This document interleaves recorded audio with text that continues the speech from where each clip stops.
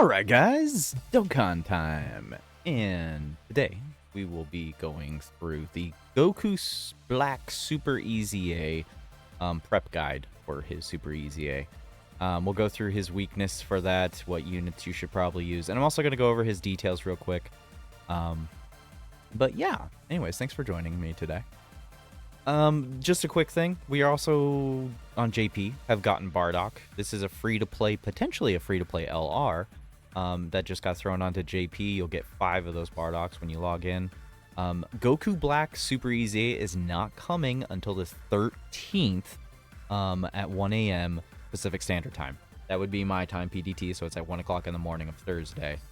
So that's still not for 4 more days. Actually, I think it's in exactly 3 days from right now, from the time of this recording. So just keep that in mind when moving forward.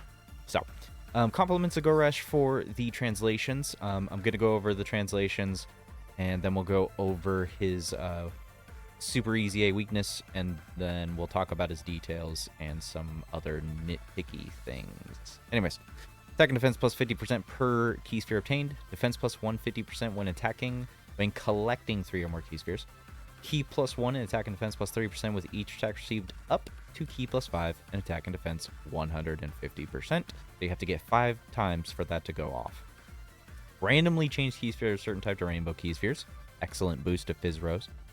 Plus an additional attack and defense plus 10% per key sphere obtained when there is a Goku family category enemy or when all allies attacking in the same turn are super boss categories. FYI, you should always run this guy on a full super boss team. You can run him off of a full super boss category team, but I would highly suggest that it's full. Chance to perform a critical hit plus 20% every time this character receives 3 hits in battle. Now, unless Goresh forgot to put something here, this means that this constantly goes up. So this is one of the few characters in the game that has a chance to crit 100% potentially. He does have to get hit 15 times in total to even hit that 100% marker, but the point is, it is there. Randomly change key spheres a certain type other than Fizz to Fizz key spheres when there is a super class enemy. This probably won't be going off too often. There's not too many fights in the game where you'll be going against Fizz or super class types. Obviously, there's the blue zone, which people will want to go and fight. That's perfectly fine. Just be very aware when this prop goes off, it can overwrite your rainbow key spheres. So just keep that in mind moving forward. And he also extreme class ally boosts key plus 3, defense plus 30%. I almost said 130, but it's just 30%. I'd say he's pretty good. His category weakness for his Super EZA is going to be Goku family, as that is his normal EZA. As all Super EZAs go, you're going to kind of want to aim for primarily all EZA'd STR types. That would be the best bet to go. Obviously, there's going to be some obvious ones that are going to be very good in this. The free-to-play option right here, Gohan Kid, very good damage dealer. He'll just do extra damage here. He should be pretty solid. Omen Goku, another fantastic option for JP players. Remember, everybody, this is a JP only thing. This is JP right now only. It's not for Global. Global will either get this in a couple weeks, or Global will not get it until clear into August, if not October, or just at a random undisclosed date. We don't know yet. Keep your fingers crossed if you're a Global player. Anyways, so Omen Goku, solid pick for an EZA unit. If you've been playing long enough and you've EZA'd this free-to-play 2000-day Goku, that is also a good option. Now, I wouldn't say, I mean, he's not as EZA, but he is a decent option for a unit on the team. The same thing with, like, where was it? Beast Gohan. Beast Gohan is another very solid option that you could be taking into the fight. Even if he's not EZA'd, I think he could still serve a good purpose, especially just as a leader in a tank. Bardock and Gine. Now, they're going to be missing a good chunk of their passive right here, but I still think that because of the way their other part of their passive is with keeping a Goku unit on the team, with having Bond of Parent and Child on the attacking turn, I still think this could be a very solid choice unit for this Super EZA fight. Then there's the EZA for this Super Saiyan Namek Goku. And even if you don't want to go full STR, You know, the EZA for this Ultra Instinct Goku will just mop the freaking floor with it. And let's be real here.